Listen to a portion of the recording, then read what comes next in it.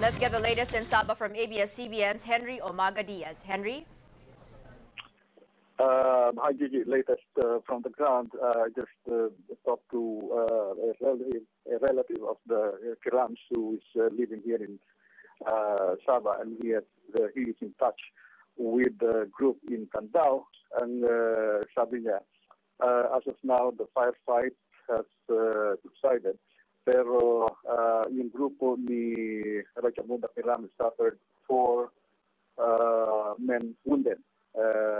Pero he is clarifying na walang casualty sa kanilang halay, pero hindi nila alam doon sa grupo ng Malaysian forces, no?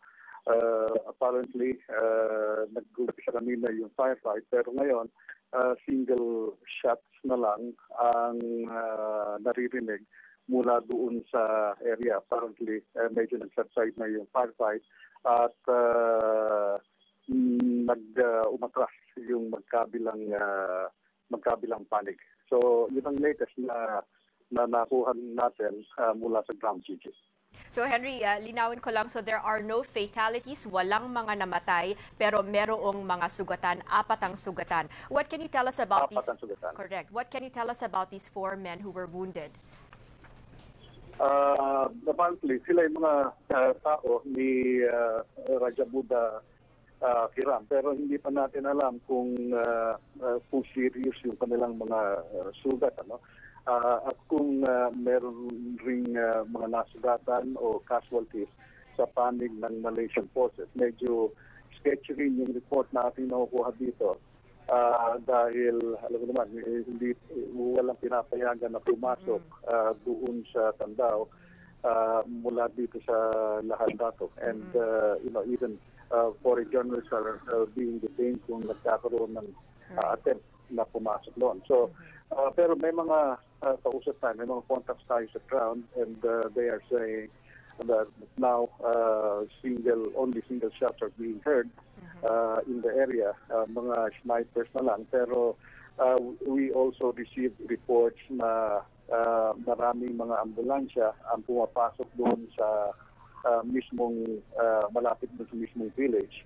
And then narinig sila mga sirena ng ambulansya at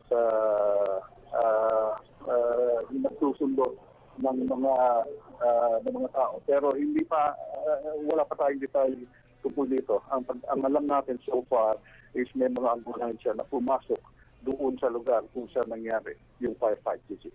Henry, over the last 2 weeks, there have been persistent reports coming from the Malaysian press that there are children among those the Filipinos who are in Sabah, among the Sultanate of Sulu's Royal Army, are some children, not just women, but also children. Have your sources been able to confirm this with you?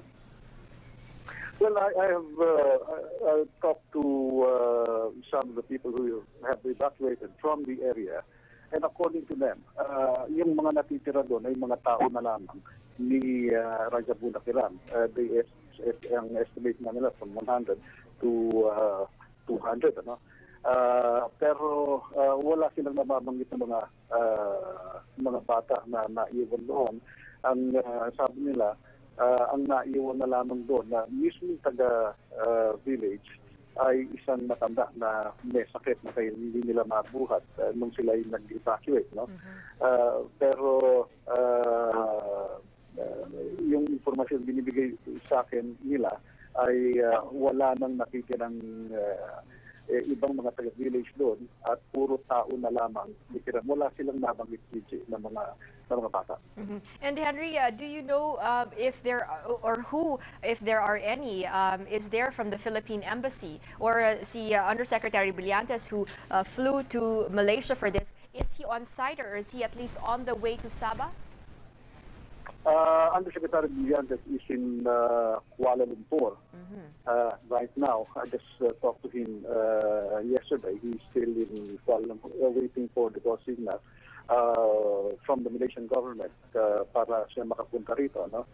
So far, yung kanyang ipag-unayan ay ginagawa niya sa Kuala Lumpur. Ang nandito ay ang mga tao ng Philippine Embassy, ang police attaché, Pero I just got word from my sources na hindi rin makapasok dun sa area yung police attaché natin. No? So wala rin makuha informasyon yung police attaché natin kung ano talaga ang nangyayari. Thanks very much for that update. Henry Omaga Diaz there reporting from...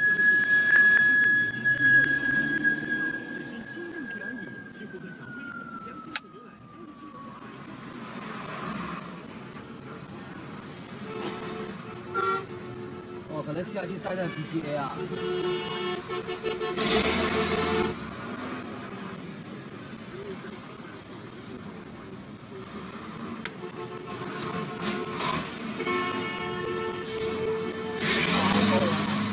搬救兵啊！